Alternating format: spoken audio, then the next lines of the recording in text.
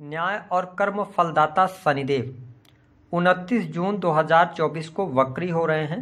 तो शनिदेव के वक्री होने का प्रभाव तुला राशि वालों पर किस प्रकार से पड़ने वाला है, शनिदेव आने वाले समय में आपके जीवन को किस प्रकार से प्रभावित करेंगे और वह कौन से 3 बड़ी सावधानियां हैं जिसको आपको रखना होगा, इसके बारे में भी विस्तार से चर्चा करेंगे।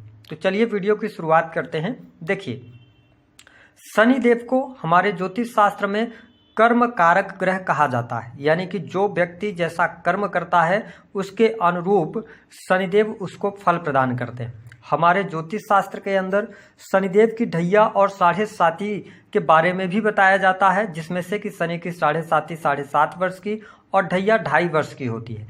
ऐसे में शनिदेव अपने मूल त्रिकोण की राशि कुंभ राशि में 29 जून को वक्री होंगे और यहाँ पर ये 14 नवंबर 2024 तक वक्री रहेंगे।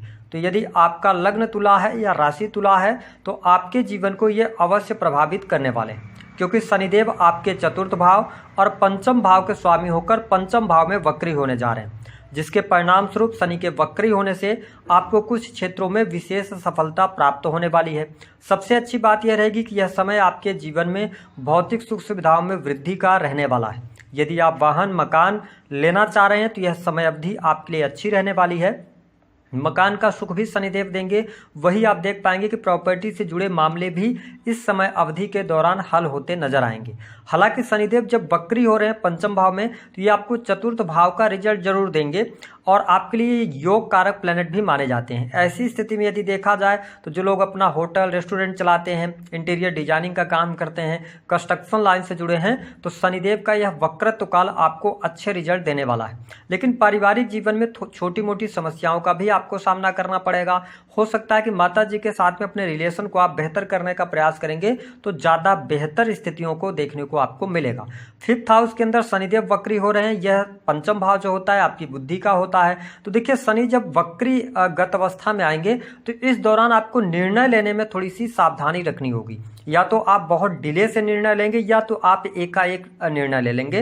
तो थोड़ा सा डिसीजंस जब भी आप लें या कोई अपने पढ़ाई लिखाई में कोई परिवर्तन करना हो, जीवन से जुड़ा हुआ कोई निर्णय आपको लेना हो, तो इस समय अवधि के दौरान सावधानी पूर्वक आप आगे बढ़ेंगे तो अच्छा रहेगा। हालांकि आपको बुद्धिमत्ता यहाँ पर शनिदेव अवश्य देने का काम करेंगे, लेकिन अपनी बातों को आपको स्पष्ट तौर पर रखने की सलाह यहाँ पर ग्रह सितारे दे रहे हैं। आप यदि अपने बातों में भ्रमित अवस्था बना के चलेंगे तो कहीं ना कहीं से आपको प्रॉब्लम हो सकती है। सामने वाले लोग आपको गलत समझ सकते हैं। एकदम से आपको कोई भी निर्णय नहीं लेना है। 5th हाउस में शनि के वक्री होने से हालांकि आपके लिए योग कारक प्लैनेट माने जाते हैं, सस राजयोग का भी निर्माण कर रहे हैं, तो ऐसी स्थिति में आपके लिए संतान का सुख प्राप्त होगा। संतान से संबंधित समस्याएं यदि कोई चल रही थी तो वह समस्या आपकी अवश्य दूर होने जा रही है।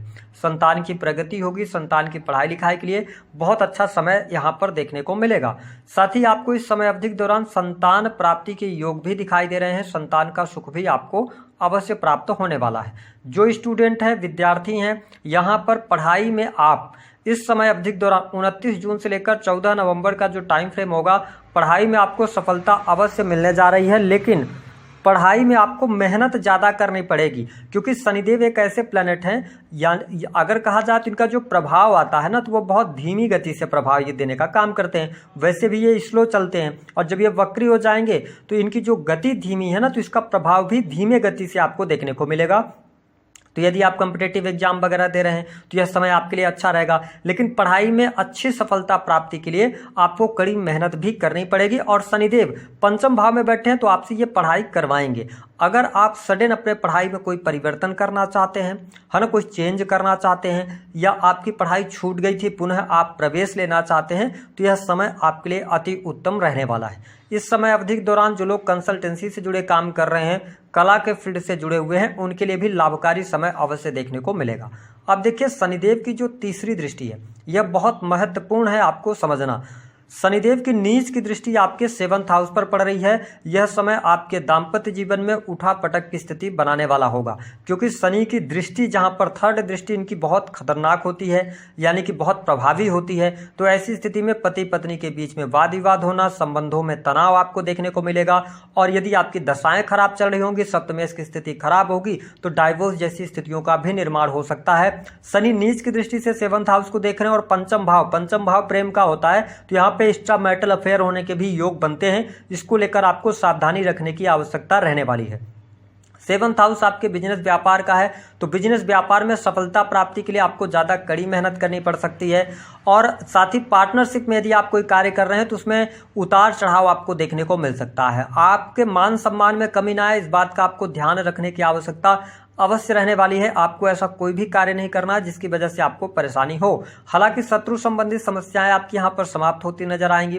यदि आप बहुत ज्यादा कर्ज में दबे हुए थे तो किसी न किसी प्रकार से आपको कर्ज से बाहर निकलने का अवसर प्राप्त होगा। शनिदेव की इस वक्री काल की अवधि के दौरान देखिए, शनिदेव की जो 7वीं दृष्टि है ना, वो कहां पर पड़ रही है? आपके 11th हाउस पर, जो कि आपकी इच्छा पूर्ति का भाव होता है। और शनिदेव की वक्र दृष्टि शत्रु राशि पर पड़ रही है, तो यह समय अवधि आपके बड़े भाई बहनों के साथ संबंधों को बेहतर करने का आपको प्रयास करना चाहिए, अन्यथा संबंध आपके खराब हो सकते हैं। जो लोग एनजीओ चलाते हैं, सोशल सर्कल से जुड़े हैं या समाज से जुड़ा हुआ काम करते हैं, उनको कार्यों में सफलता प्राप्ति के लिए थोड़ा सा ज़्यादा टाइम देना पड़ सकता है और ज़्यादा एफर्ट्स लगाने पड़ सकते हैं। हालांकि 11th हाउस को देख रहे हैं, शनिदेव अपने कारक भाव को देख रहे हैं। ऐसी स्थिति में धन की स्थितियों में आपको सुधार अवश्य देखने को मिलेगा।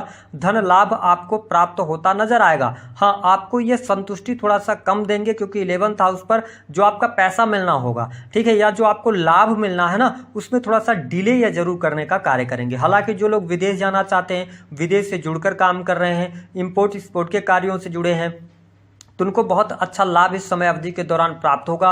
जो लोग लोहे से जुड़ा हुआ बिजनेस कर रहे हैं, कंस्ट्रक्शन लाइन से जुड़े हैं या जुडिशरी से जुड़े हैं, उनके लिए समय अच्छा रहने वाला है। तुला लग्न और तुला राशि वालों, यह समय अवधि आपके जीवन में रिसर्च की तरफ आप अग्रसर होंगे। कुछ नई चीजें भी आप अपने जीवन में सीखने वाले हैं, ऐसी स्थितियां देखने को मिलेगी। यदि काफी लंबे समय से आपके स्वास्थ्य में कोई समस्या चल रही थी ना, तो शनिदेव वक्री भले ही हो रहे हैं, स्वास्थ्य में कोई बहुत ज्यादा दिक्कत आपको ये देने का काम नहीं करेंगे। साथ ही 11th हाउस पर दृष्टि होने की वजह से आपका, अगर देखा जाए तो जो लोग ऐसे किसी फील्ड में कार्य कर रहे हैं जहां पे डायरेक्टली आप लोगों से जुड़ते हैं, तो अपने वाणी पर आपको नियंत्रण रखने की आवश्यकता इस समय अवधि के दौरान रहने वाली है। मैंने आपको बताया कि भूमि भवन वाहन का लाभ आपको मिलता हुआ नजर आ रहा है। आपके परिवार में किसी बच्चे के जन्म का योग बनता है, ऐसी स्थिति बन रही है। परिवार में शुभ और मांगलिक कार्यक्रम होने के भी योग यहाँ पर दिखाई दे रहे हैं। जो लोग वाणी कंसल्टेंसी से जुड़े काम करते हैं, उनके लिए भी परिस्थितियां यहाँ पर बहुत बढ़िया रहेंगी।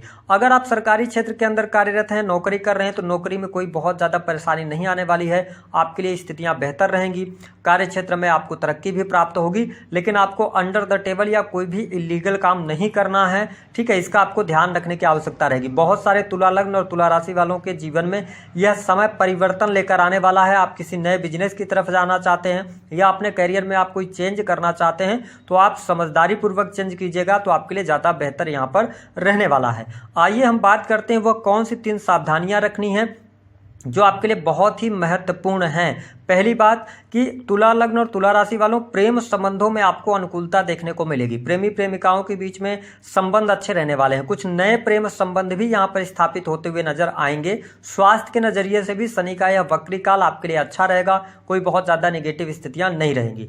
हम बात करते हैं कि 3 वह महत्वपूर्ण बातें जिनको आपको ध्यान रखना। पहली बात कि आपको अपना पैसा किसी भी व्यक्ति को उधार नहीं देना है, क्योंकि अगर आपने अपना पैसा उधार दिया तो इस समय अवधि के दौरान वह पैसा आपका फंस जाएगा।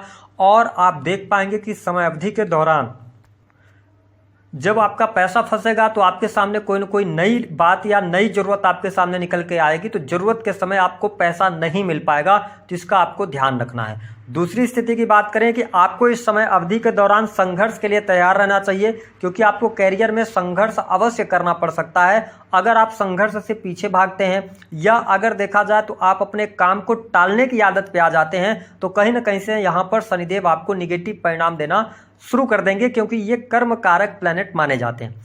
तीसरी स्थिति की सेहत के लिहाज से अगर देखा जाए तो मुझे अच्छा ही दिखाई दे रहा है, लेकिन तुला लग्न और तुला राशि वालों, मार्ग से भटकने से आपको बचना होगा।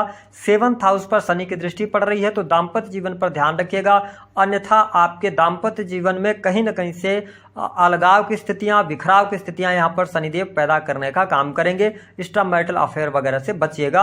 अगर आप इन चीज़ों का ध्यान रख पाते हैं तो कहीं न कहीं से आपके लिए शनिदेव का यह परिणाम जो दे रहे हैं शनिदेव, वो आपके लिए फेवर करेगा, अच्छा रहेगा और आपको लाभ भी प्राप्त होगा। तो दी गई जानकारी पसंद आए तो वीडियो को लाइक करें। उपाय के तौर पर क्या करें, आप ना बुजुर्गों की सेवा करें, पहली बात। दूसरी स्थिति यह कर सकते हैं कि आपको इस समय अवधि के दौरान न तो ब्याज पर किसी को पैसा देना है, न तो ब्याज पर पैसा लेना है। और गरीब मजदूर वर्ग की यदि आप सहायता करते हैं तो शनिदेव आपको बहुत अच्छे रिजल्ट देने